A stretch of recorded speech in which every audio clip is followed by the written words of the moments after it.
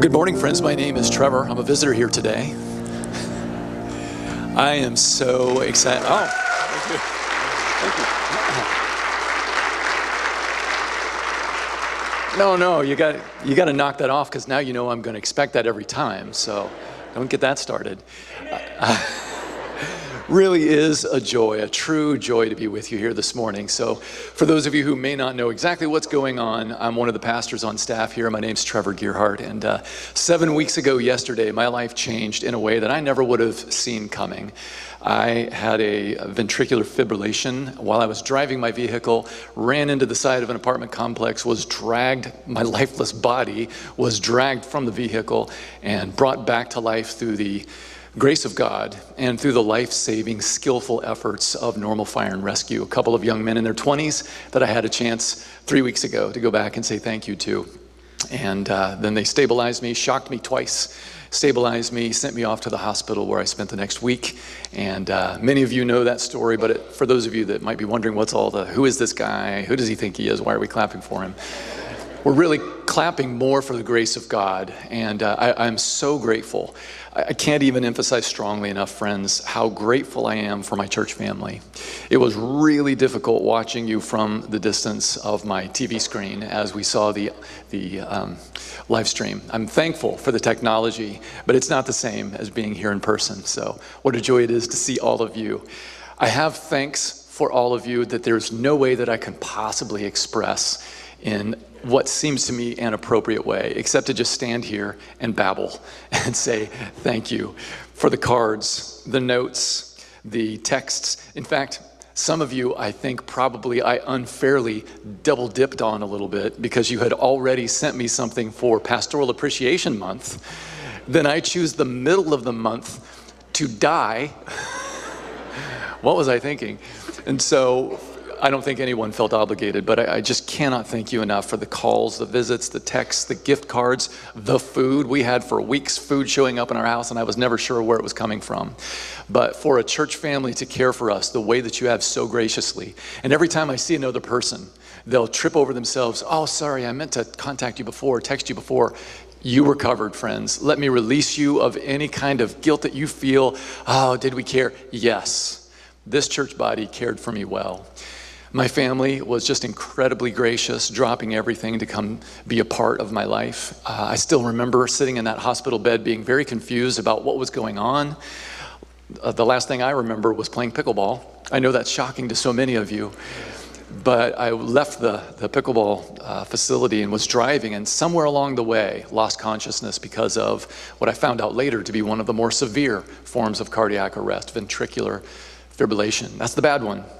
That's the one that my daughter, who is a trained EMT, one who's a helicopter nurse, she told me that she just took a test over this material, and that the VFib heart attacks, those are the ones that, if left untreated, every minute that's left untreated, you're 7 to 10% more likely to die. And I said, all right, so doing the math, hun, what that means is that 10 to 15 minutes is all the time you've got. She said, that's exactly right, Dad. Oftentimes, the reason people die of heart attacks is not because of the original cardiac arrest, it's because they're not treated soon enough. And so I'm thankful. I'm thankful for that, the fact that God, in his gracious kindness, chose to allow me to have this kind of a heart attack while I was driving, as crazy as that sounds.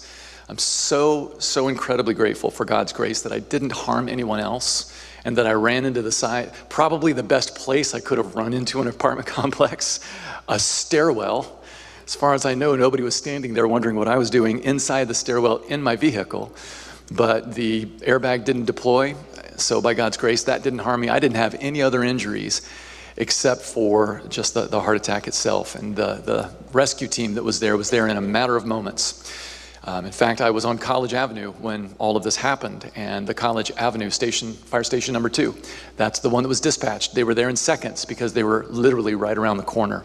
And so I'm grateful. I'm grateful for all those that prayed for me. So many of you. I don't even know how many people have reached out to me, people from the past, people I don't even know, honestly, who reached out and told me that their church has been praying for me, or that they and their family have been praying for me. Friends, all I can do is say thank you. Thank you for your appeal to God for his grace, your appeal to him for my life.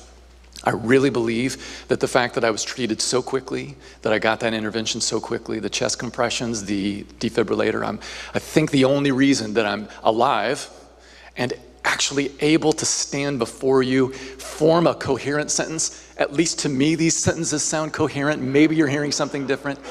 And to be just as snarky now as I was before the accident ever happened, all of that to me is just an incredible testimony of the grace of God. And so for your prayers, for your care, for your compassion, friends, thank you.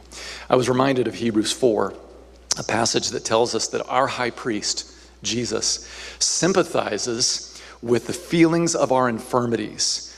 He sympathizes with our weakness.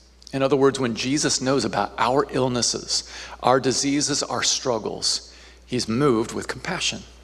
The same kind of compassion that he felt when he looked out on the crowds and saw that they were sheep not having a shepherd, and he began to teach them many things. That kind of compassion. Friends, I think we're most Christ-like when we reveal that sort of compassion. A compassion that says, God, please, save his life. God, please help him. Father, give him healing. And that's what all of you have done. You've done it with your prayers, you've done it with your actions, and all I can do is say thank you.